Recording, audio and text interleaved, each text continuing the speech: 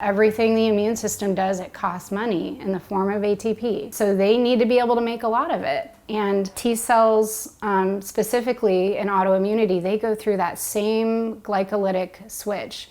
And their uptake of glucose goes up 10 times. Like right at the beginning of a flare, like if somebody's gonna have a lupus flare or rheumatoid arthritis flare, there's a 10-time switch of GLUT1 transporters in particular just to suck in all the sugar and make it be able to do what it needs to do to, destroy your joint or your blood vessels or wherever it's wreaking its havoc. But the peacekeepers are very metabolically distinct. They don't have very many GLUT1 transporters, and their preferred food is not carbohydrate.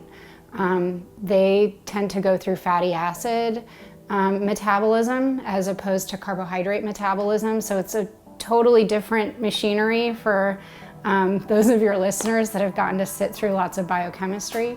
When you take in a molecule of glucose versus a fatty acid to metabolize it into usable energy, it's like two totally different apparati to actually pump out ATP at the end of it. And those T-reg cells they don't go through that glycolytic switch. They get fed specifically, they love short chain fatty acids, like when we think about what to feed our peacekeepers.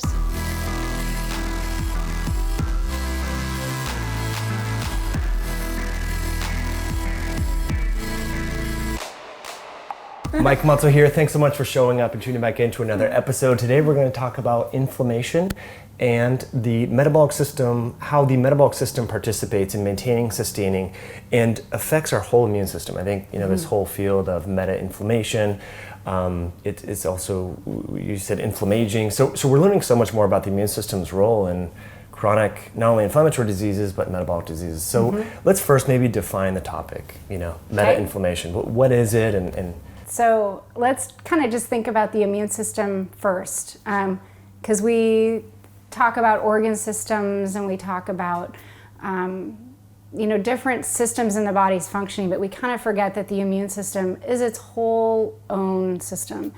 And we used to think that the immune system was kind of simply there to sense pathogens and then eliminate them. And then we kind of started to learn that the immune system can accidentally misbehave and go mutinous and attack the body, or the immune system doesn't really sense something that's gone wrong and haywire, and then you can get cancer growth. So we're starting to see that the immune system plays a role in all sorts of diseases, and chronic diseases like diabetes, heart disease, that inflammation is a huge part of that. Given that cholesterol risk alone, that doesn't account for 40% of heart attacks or some astounding number. So that's kind of the starting place. And when I started to learn about this, it was really starting to understand that the immune system has preferred food sources, and that certain types of nutrients can feed one part of the immune system versus the other part of the immune system. Food sources like carbohydrates, fats, proteins, etc. Yeah, very basic. Yeah, just basic macronutrients is very different in an inflammation state versus a good regulated state of the immune system. What researchers call tolerogenic, meaning that the immune system's maybe not adversely responding or hyper responding to self, like in the context of autoimmunity. So it's tolerant of things. Yeah. So, this is a very simplistic analogy, but I kind of think of the immune system as like a military, right? And you've got your Army and your Navy and your special ops, and that each of those, when you deploy a certain kind of immune response, just like a military employment, now it is very costly. It costs a lot of money and goods and manufacturing to actually make that military assault work. And that's the same in our immune system. We have something built into our immune system that our military does not, which is the peacekeepers. Okay, and these are our regulatory cells. So they're T regulatory cells, B regulatory cells, and they're built in to keep the peace and balance peace. So when you get depletion of your peacekeepers, then all sorts of autoimmunity can go wrong. It's the depletion of T-regs and B-regs is implicated in every single autoimmune disease that you can list, including, Hashimoto's and lupus and MS and type 1 diabetes. You can really kind of go down the list. So, we could say just like our own military actions, like the immune system has to have some balance there with the peacekeepers. And the peacekeepers are very metabolically distinct from the warriors. The warriors, in fact, they go through something called a glycolytic switch, which you probably know about what happens in cancer too, like where the cancer cells go through a glycolytic switch, and then they throw up all these glucose transporters all over the membrane of the cell, essentially just to suck in as much sugar as possible, as much carbohydrate to run the mitochondria to be able to supply all the energy to go out and be a warmonger. Like, it takes a lot of energy. To shoot out TNF-alpha and interleukin-6 and all that. Yeah. Oh, and just to do phagocytosis. And, all of these are very costly metabolic events. Everything the immune system does, it costs money in the form of ATP. So they need to be able to make a lot of it. And T cells, specifically in autoimmunity, they go through that same glycolytic switch, and their uptake of glucose goes up 10 times. Like right at the beginning of a flare, like if somebody's going to have a lupus flare or rheumatoid arthritis flare, there's a 10-time switch of GLUT1 transporters in particular, just to suck in all the sugar and make it be able to do what it needs to do to, destroy your joint or your blood vessels or wherever it's wreaking its havoc. But the peacekeepers are very metabolically distinct. They don't have very many GLUT1 transporters, and their preferred food is not carbohydrate. They tend to go through fatty acid metabolism as opposed to carbohydrate metabolism. So it's a totally different machinery for those of your listeners that have gotten to sit through lots of biochemistry. When you take in a molecule of glucose versus a fatty acid to metabolize it into usable energy, it's like two totally different apparati to actually pump out ATP at the end of it. And those T-reg cells they don't go through that glycolytic switch. They get fed specifically, they love short chain fatty acids, like when we think about what to feed our peacekeepers. And that is where and how to get good sources of short chain fatty acids. I think that's kind of a fun conversation too. Totally. No, I would love to go there, but just want to kind of circle it back and reinforce for people at home that get maybe a food allergy test and their IgG levels are off the charts. I want them to make that connection, like the way that the immune system will finance the response to produce and synthesize immunoglobulin antibodies towards gluten or dairy or corn or whatever, or that swollen leg, after you roll your ankle. That is financed from energy. Let's make it even more simple than that, because this is a question patients and other doctors ask me all the time. What do I do about this high CRP? Yes. Okay, so that's totally non-specific. That's not your body's responding to any specific thing. It's just like the response rate is up. And they have found that your basal metabolic rate actually goes up significantly when your CRP is elevated. So you're burning more fat, you can lose weight. I'm just teasing. Okay, everybody gets super inflamed. It's like the new weight loss trend. No, don't do that. It's actually the opposite. But it does increase your basal metabolic rate. And people's brains respond to a higher basal metabolic rate by eating more calories. And that can sort of feed the vicious inflammaging cycle of supplying more calories to feed the inflammatory response, thus increasing your metabolic rate, then needing to sensing, your brain sensing, I need to eat more calories. So it's a vicious cycle of, it's excess, really excessive caloric intake. Right. And leptin's involved both in the hyperphagia, but also within the immune system. So let's talk about that a little bit later, but I think that's super fascinating. So basically, we're realizing that if you have inflammation, you probably have some sort of metabolic dysfunction as a compensatory way to kind of finance or mount that response. And one thing that I think is so fascinating about the immune system and the body in general is cytokines that we know that are involved in this acute or chronic inflammation, TNF-alpha, interleukin-6, et cetera.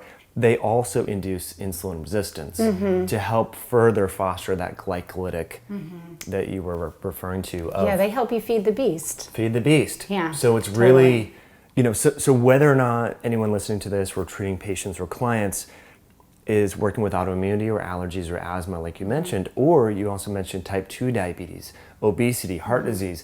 These are diseases that we classically would relegate towards metabolic disorders.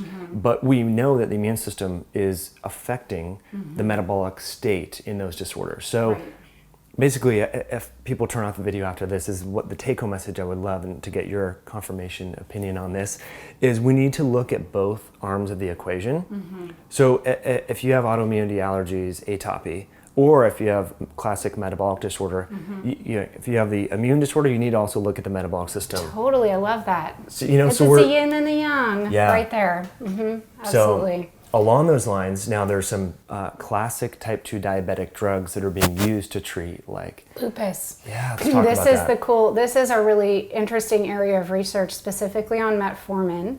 And there's now phase 3 trials of using metformin to treat lupus.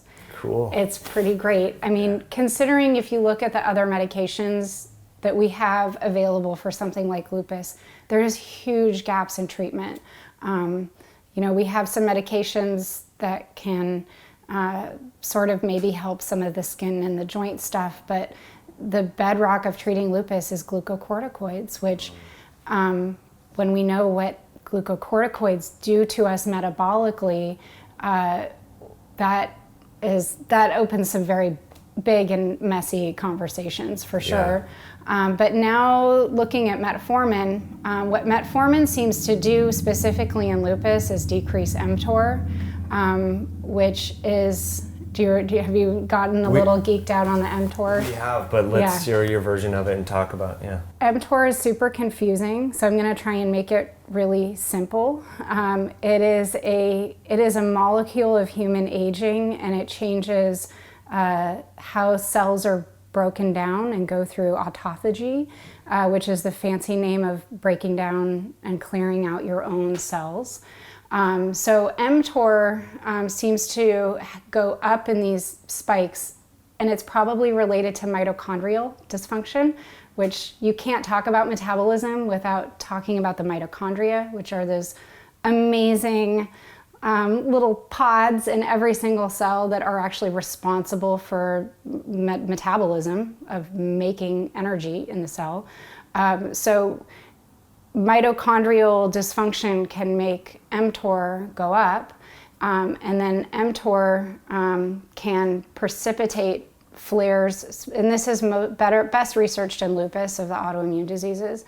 And metformin seems to really bring down mTOR, and they're using it at pretty aggressive doses, specifically in lupus. Like 2 grams a day of metformin? They're doing like 1,500. Oh, okay. Yeah, 1,500. So higher on, Higher, slightly on the higher side. So like diabetics would maybe have 500 BID, 500 milligrams twice a day or something like that, Looking at actually doing combinations of things like metformin with other mitochondrial nutrients, specifically in lupus. And the one that seems to sort of be like the panacea is N-acetylcysteine. Because a lot of inflammatory disorders, and now we can kind of blow it up and not just talk about a disease model, have mitochondrial dysfunction. And the electron gradient that kind of drives the ability to go through the process to make energy, when you change the electron gradient inside the mitochondria, suddenly you start accumulating reactive oxygen species, and you start kind of blowing little holes, and you can actually get kind of permeability. Like, we love to talk about leaky gut, but like leaky mitochondria. So whenever we're talking about metabolism, we have to remember to talk about where metabolism is happening, because every time we kind of have the conversation, okay, like, oh my gosh, these cells are sucking in all this sugar, and all the signals that are telling them, take in more sugar and go on your warmongering. Where those signals are coming from, a lot of it is probably being dictated in the mitochondria. So the mitochondria, and you know this too, because you love mitochondria as much as I do. Yeah. I think mitochondria are probably one of the most fascinating organelle, like, I'm not going to even call it an organelle. I'm going to think about it more like a system. It's the system of energy in our body. Are actually symbionts. They probably came from bacteria, like millions, billions of years ago during the evolutionary process. They were probably bacteria that actually invaded cells and then started to kind of behave as our sources of energy, but they are likely evolutionarily coming from bacteria, which means they can be damaged and really just susceptible to some of the things that hurt bacteria, like antibiotics, antibiotics. glyphosate, things like that. Yeah. Specifically pesticides and antibiotics, and some antibiotics are worse than others. So like the fluoroquinolones, I think that those probably have the best research behind them as being mitochondrial toxic. But we live in a dirty environment, and we take a lot of dirty medications, and then we metabolically try to like shove as much sugar into our mitochondria as they can possibly hold, right? Just in our macronutrient intake. Of course, they're gonna start to like sputter out on us. They are like doing the best they can, but you can like only poison your mitochondria so much before they start to kind of death rattle. And when they death rattle, and they have all these reactive oxygen species, you suck up all your glutathione. So this is another thing that's been looked at in autoimmune disease, is that intracellular glutathione is about 10 times lower compared to a healthy cell. So essentially, like glutathione being sort of like the sponge, like the motherly sponge that like comes and tries to clean up all the inflammatory party, you know, has completely been depleted inside the cell, and then you just have more reactive oxygen species causing more structural damage. So using mitochondrial nutrients, and I know there's lots of fancy mitochondrial nutrients out there, but I think the one that is probably the cheapest and can do an incredible benefit is N-acetylcysteine at improving intracellular glutathione production. That way you're not getting, we keep talking about these cycles, right? How you get stuck in sort of downward cycles. And you have to look for the places where you can like try to swoop in and start to change the metabolic machinery. So N-acetylcysteine is one, but changing your macronutrients is another. So that you're not shoving the glucose in there like you were saying. And we know that ketone bodies have a favorable response, BHB and so forth, the mitochondrial function. But as you mentioned, like fancy nutrients, like PQQ, and there's D-ribose, and there's a polynicotinol. That mitoquinone is kind of another one that's got some, I'm not trying to knock the research on any of those fancy nutrients. But just saying, good old-fashioned NAC that's like $8 a bottle. Totally. Yeah, and 500 milligrams a few times a day. Totally. Especially paired with like some exercise metformin and some metformin. Just sprinkle a little metformin on your N-acetylcysteine. What about berberine? So berberine functions very similar to metformin. I'm a huge fan of that. That's a great question, and it does some very interesting and similar metabolic changes compared to metformin. And what I kind of tell patients is, you know, we don't have, especially if I'm sitting with somebody who has lupus, you know, we don't have the same level of evidence that it's going to change the metabolism of your cells that we do that we have for maybe some of the diabetic research. But there's side effects to taking metformin. I mean, specifically, it can deplete certain B vitamins. So trying to find alternatives, and you just kind of have to tell people, we're trying something that we don't really have a ton of research about. Yeah. Right. And I mean, we are kind of already like skating in slightly thinner ice territory, even with using metformin in lupus. As we were saying, like there's phase 3 trials, there's some really great data coming out on it. Do we know if it's going to change the course of somebody's disease? We don't know that yet. And we especially don't know, and this is where I start to get excited, if you have somebody with lupus and you give them metformin and you get their homocysteine down, and you give them N-acetylcysteine and you get them sleeping and you get them having loving relationships and you get them changing their macronutrients and you take all of those pieces from so many directions, then what happens to their trajectory?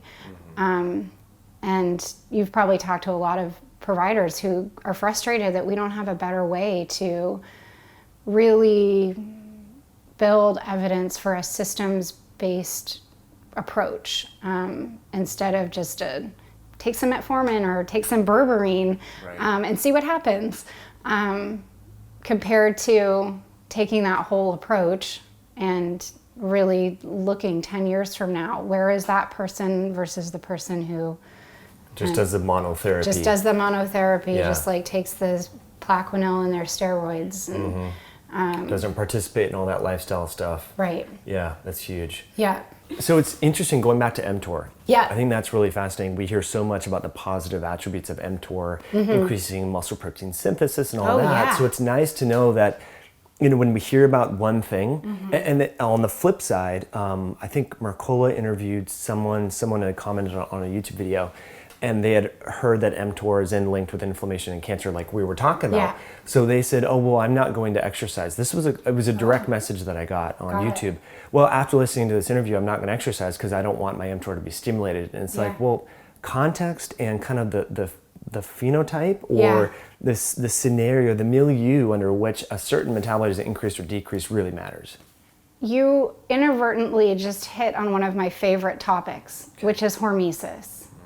And that is the concept that you can plot anything on a chart. And if you don't have enough, like let's just use something really simple like water, okay? So you don't have enough water, you're dead, okay? And then you start to drink, like, oh, I drank 2 ounces. You're still sick, but you've kind of come up, you've like raised, you're living, you have a pulse now. Okay, and then you hit your point of maximum return. So you can actually plot hormesis on a curve. So you hit like the perfect amount of water for you, which, I've worked out for myself is about 2.5 liters a day with about 8 grams of salt. Okay, that's for me. Okay, that's my hormesis curve. Your hormesis curve is totally different. And then you drink more water, you're starting to go into harm. Okay, you drink 5 gallons of water, you're dead. So if I were to keep drinking water and try to drink 5 gallons, 10 gallons, you can kill yourself drinking too much water. So you then kind of fall off the curve back into harm. So that same concept of hormesis can be applied to everything. So we can apply that to mTOR. You don't have enough mTOR, you're not getting new cell building, you're having more sentient cells, and you go into breakdown phase and not enough build-up phase. Or you have too much mTOR, or you have mTOR in the wrong situation. Okay, because a lot of this is about the environment in which things happen. So if you, under normal autophagy of like breaking down your cells, that's all fine and good. You like bring in the house cleaners and they sweep that into the garbage can and they tie it up, and then you like dismantle, it's like breaking down a house. Like you like get the people who come in with their asbestos masks and they take down that section and they send that to that dump and that to that dump. That's how cell breakdown is supposed to happen. But if the milieu in which cell breakdown is happening is an inflammatory milieu and you don't have enough glutathione, say, to clean up the mess, suddenly you've got, this one really pisses things off. If you've got some mitochondrial DNA floating around extracellularly through that process, mitochondrial DNA will like piss things off like nobody's business. Probably, okay, like when we were talking evolutionary about mitochondria, because it looks foreign. In fact, our mitochondrial DNA is totally different than our inherited DNA inside the nucleus. It's inherited just from our mothers.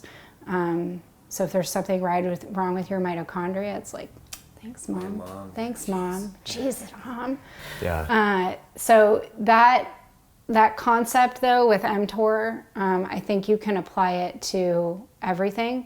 And when you get excited about a molecule like beta-hydroxybutyrate and how beta-hydroxybutyrate feeds your peacekeepers and your T-regs, and it's easy to kind of get really excited about a molecule and be like, oh yeah, more. Forgetting that there's like a hormesis curve to everything. And that U-shaped curve can change over somebody's, first of all, like, and this is kind of what I tell patients too, like you have to be your own pilot. Like you have to know your systems really well. And it's like you're sitting in front of a control grid and it's like, oh, I need a little bit more of this nutrient. Oh, I need to do this with my sleep. Oh, I need to do this with my water.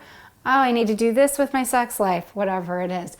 And you have to be reading all the feedback information and like seeing when something's flickering, like telling you that something is off that needs you to pay attention to it.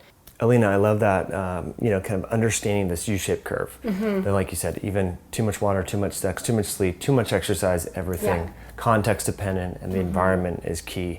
I have a burning topic that I want to go back to. We kind of talked about it earlier about if someone has an elevated C-reactive protein, their resting metabolic rate will increase. So let's kind of shift back a little bit to this meta-inflammation, immunometabolism conversation. Just interviewed Jody Stanislaw. She's a type 1 diabetic, and she was saying that she needs a lot more insulin after she gets a cold. So it's kind of interesting. That would be why, absolutely. This whole upregulation, the body. And so let's talk about, kind of the characters that are involved, the immune characters that are not often talked about, like macrophages, T lymphocytes, and all that. So let's say you biopsy my fat tissue right now, my abdominal fat, and I put on 40 pounds and you biopsy it again. What's the difference, or what are we going to see around the overweight version of Mike versus the non-overweight version of Mike inside the fat cells? Yeah, that's a great question, and I'm glad you brought up macrophages because they don't get enough love. And they certainly didn't for me. I used to kind of think of them as sort of the dumb bouncers of the immune system. They're kind of what things come in contact with first, and they act as phagocytes, so they kind of eat things and then they process them and present them to sort of like the smart immune system. And I kind of thought, that's how I kind of thought of them. Like I didn't really think they kind of ran shows, but it turns out that macrophages are probably the key to that concept of inflammaging, that we have different kinds of macrophages. So this one was kind of a mind opener to me. We have M1 macrophages, and these are actually kind of like how we were talking about the T cells that kill versus the T cells that are regulatory. Macrophages have the same thing. The M1s are anti-inflammatory. They make those anti-inflammatory cytokines like TGF-beta and IL-10. And then we have the M2 macrophages, which are like hungry little Pac-Men that are spewing off. They like to make a lot of TNF-alpha, actually, so they make a lot of inflammatory cytokines. But they're sentinels, and they're sent out to sense the general environment, not just microbially. And they sense our metabolic environment. They sense our nutrients. Okay, they sense temperature. Okay, so temperature can actually change macrophages. They probably actually can sense light too. And that's kind of going back to the immune system is not just this thing for bacteria to like sense bacteria in our environment, but that they are like total environmental sensors. And the macrophages can change within fat tissue. So the macrophages inside visceral fat, so it would also depend, like if you were to go put on 40 pounds, like were you putting on visceral fat versus peripheral fat? It's that visceral fat that tends to have a lot of the M2 macrophages in it that then are changing, doing a lot of metabolic disturbance by changing inflammatory levels. By releasing that TNF and so on. Yeah. Yeah. Very interesting. I mean, this is, so I've done a lot of research and wrote about this in my book, Belly Fat Effect, but I noticed that, because I wanted to see how early on in the obesity or the overweight to obesity spectrum, when does this occur? And if you were to biopsy, this was first noted in children, one of the studies that I read, at age 6. So this phenotypic switch within fat tissue of getting this, happy-go-lucky, tolerogenic, peacekeeping type immune cell flips to the more bad inflammatory cytokine releasing cell in 6-year-olds. So this is like way early on. This is probably before we can really see noticeable changes in insulin sensitivity, right? So, or even noticeable changes in body habitus. And we were kind of talking earlier how looks can be deceiving. Right. Like you can't really look at somebody and know their metabolic health. And I mean, I think that that's sort of a testament to what kids are eating. Yes. It's pretty scary. Yeah, and so people can be normal weight, metabolically obese. In fact, about 25% of the population. Is that skinny fat? It's the skinny fat, the MONWA, metabolically overweight, metabolically obese, normal weight. So that is scary. So just because you don't look ostensibly overweight doesn't mean that metabolically, and in fact, individuals that have this metabolic obesity yet are of normal weight are much higher risk for chronic diseases, early mortality, etc. And there's this whole obesity paradox, which is kind of interesting. Yeah. So the macrophages don't get enough talk. I'm glad that you mentioned that. Now, when people get their Chem24 with CBC, is macrophage, that's part of it or not? Yeah, I mean, it's one of your lymph, it's not going to be in a specific readout that you get. Yeah. And that's not even going to, even if you did have a test that told you how many macrophages, they don't tell you how they're behaving or what type they are. So there is, I think what you're going to ask me is like, how do you know the health of your macrophages? Which we really don't. In fact, there's not even a great way to know the health of your T cells. You can do something called a lymphocyte flow test that looks at membrane levels of CD4 cells, CD8 T cells, so you're getting kind of those subsets. But even within that, you're not really learning anything about them. It's just sort of like, here's a number of how many there are, but you don't know how they're behaving. Yeah.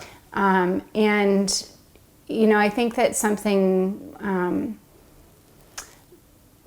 and you can also do immunoglobulin testing, so you can look and just see how many IgA, IgG, IgE immunoglobulins you're making. All right, well, that's a bummer. Maybe one day we'll have, some 3D ultrasound and we can really look at all these different phenotypic characteristics of our immune cells, which I think is fascinating. But we were talking offline, one test that I think might lead us that direction is leptin.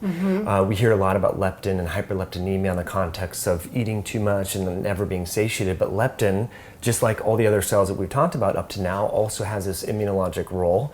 We talked about the peacekeepers, the T regulatory cells, tolerogenic B cells. Yep. T-regs, yep. Even B-regs. B-regs Yep. and macrophages. Yep. So all these.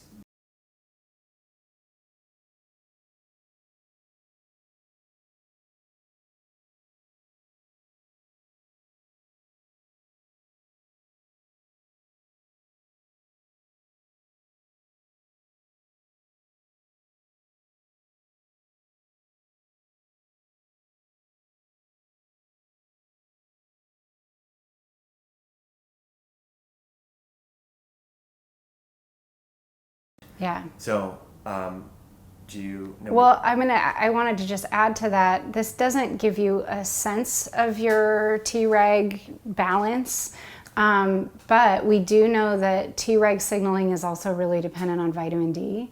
So I'm just going to like throw a shout out for making sure that your vitamin D level is in like a healthy, robust range, because depletion and being vitamin D deficient will actually decrease T-regs.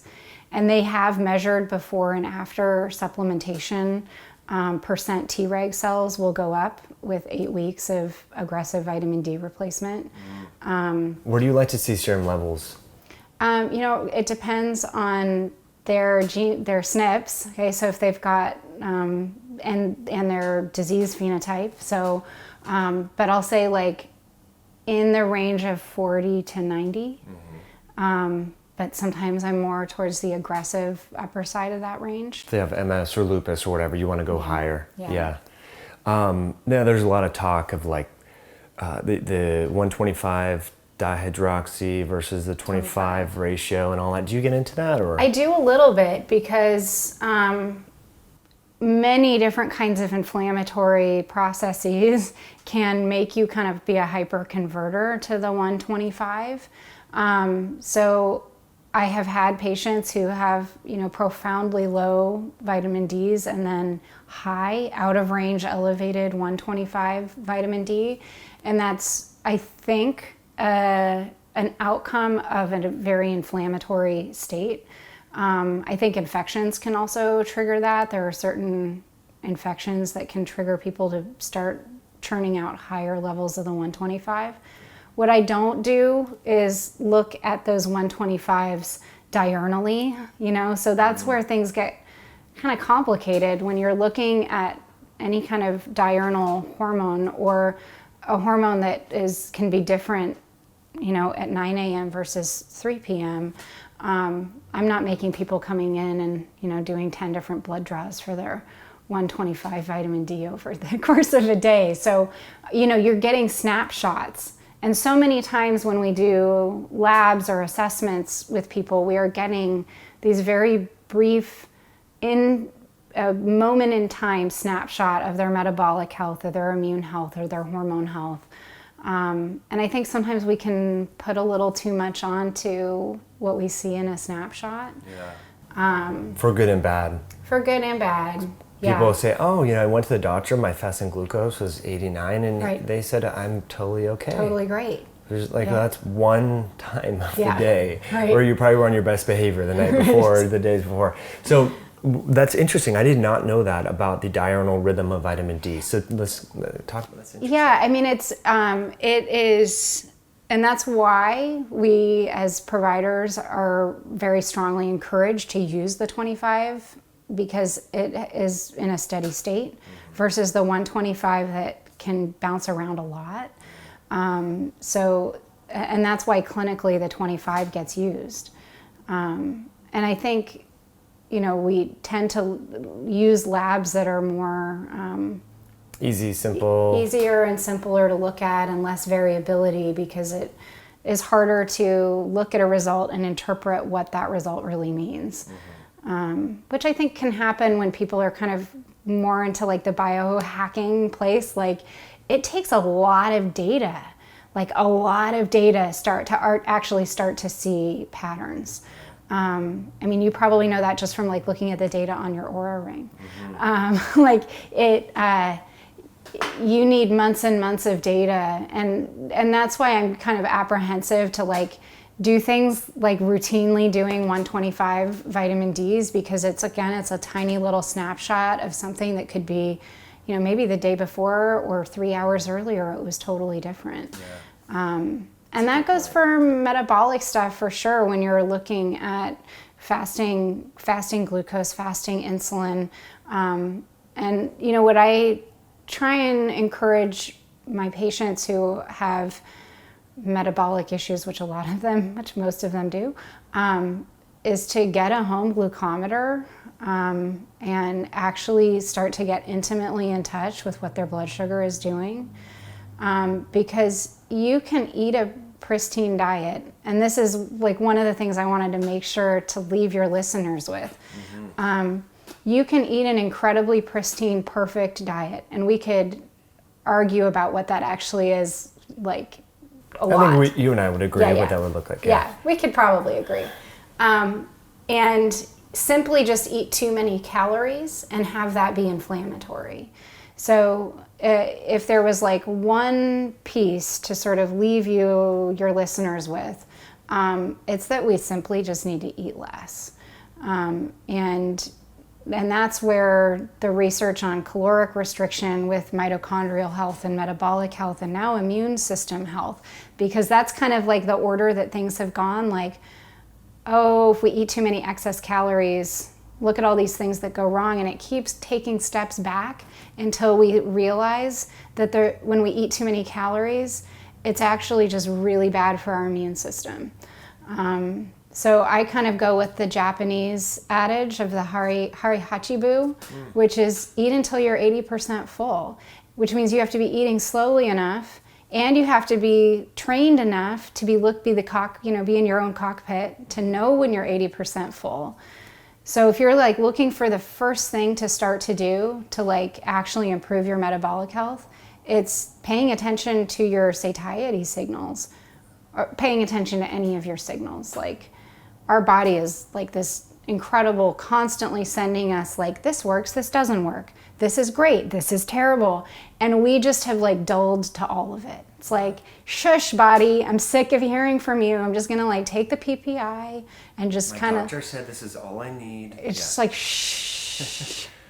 And like those of us who've had kids, like when you tell them to shh, they're just gonna get louder and louder until you finally hear it.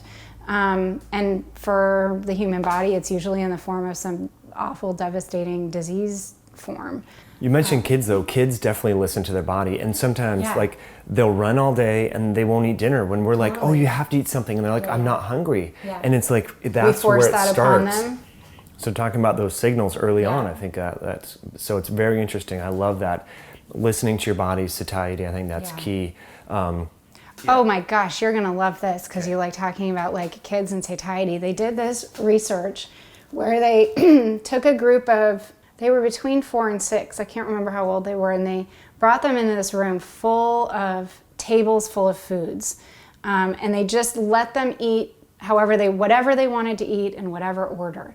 And they were like meticulously noticing what foods they ate first, how much they ate, how many calories, all their macronutrients that they took in, and then they looked at their obesity rates 5 years later to try and see what behaviors predicted the kids that were going to become obese 10-year-olds. And they just, this was a crazy food fest. And there was only one predictive factor.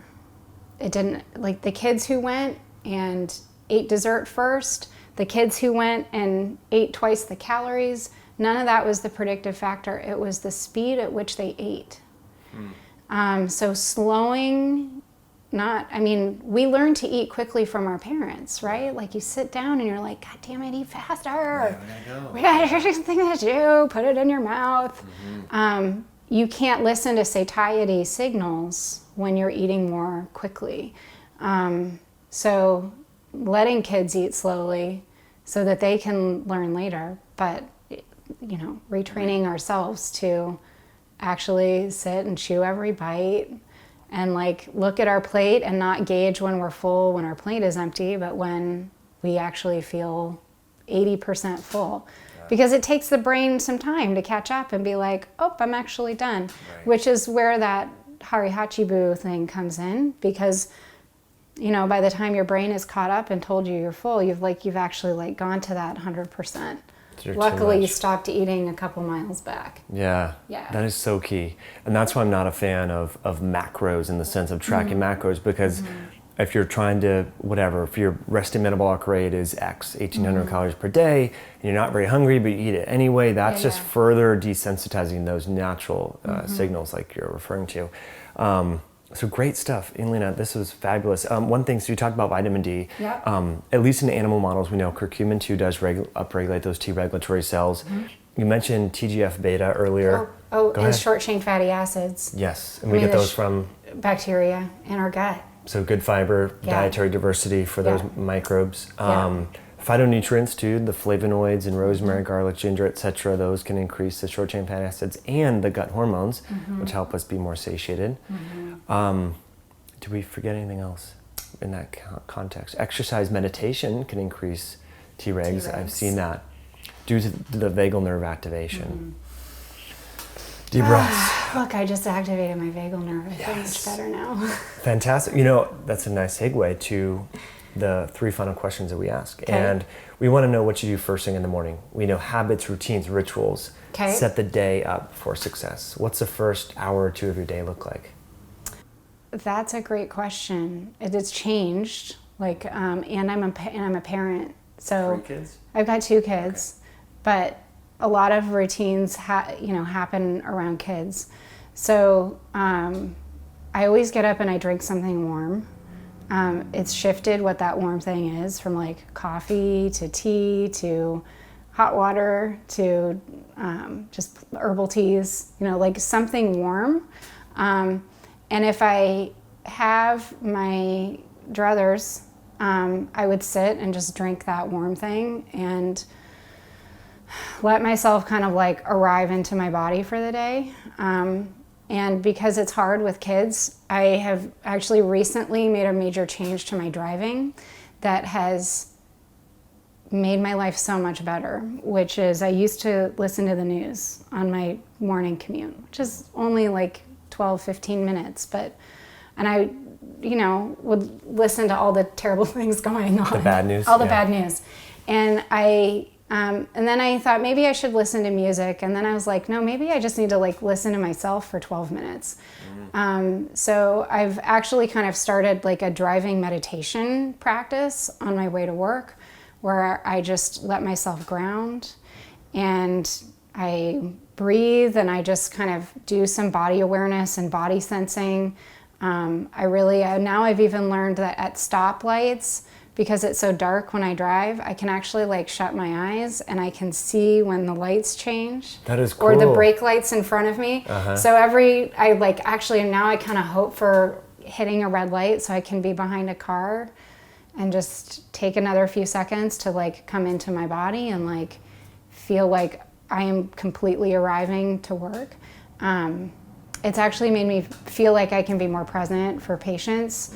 Instead of arriving to work like stressed out about the news. Wow, that is, and you were probably listening to the best of the bad news, like NPR maybe. Yeah, I listened to NPR. It wasn't CNN or Fox News or something. Well, I did go through a period of listening to Democracy Now!, but that made me really angry, so I couldn't do that. Couldn't do it. Yeah, that's a really good tip. But what you're talking about, when people hear about meditation, they get intimidated.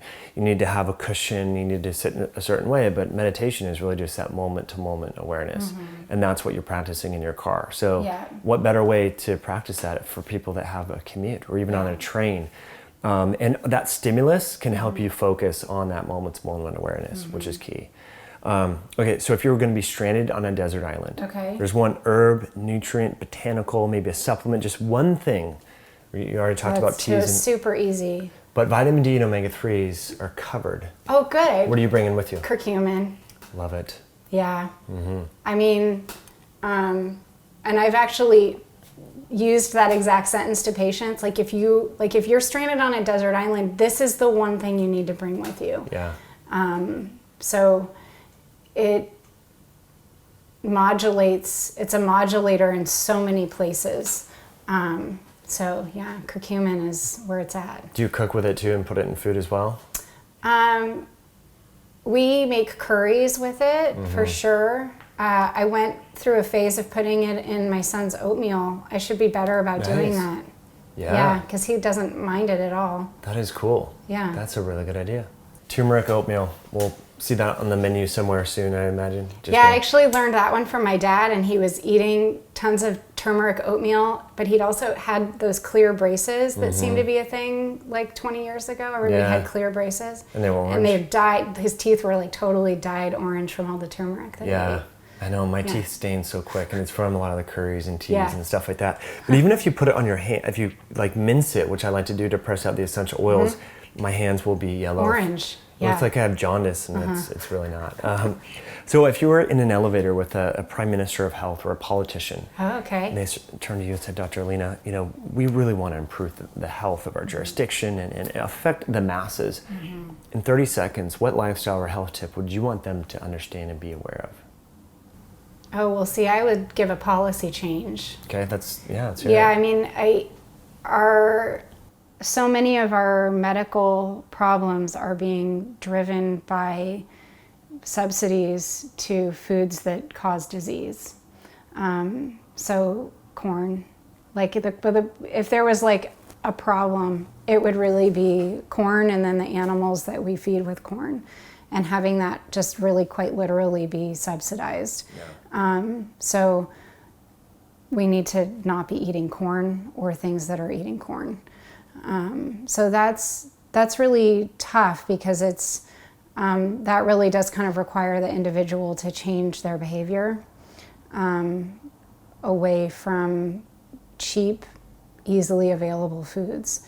But other healthy foods can be cheap and easily available. You just have to work at it. You can buy bulk beans, like they, and you Grow can your own. grow your own food. Community garden, Yeah.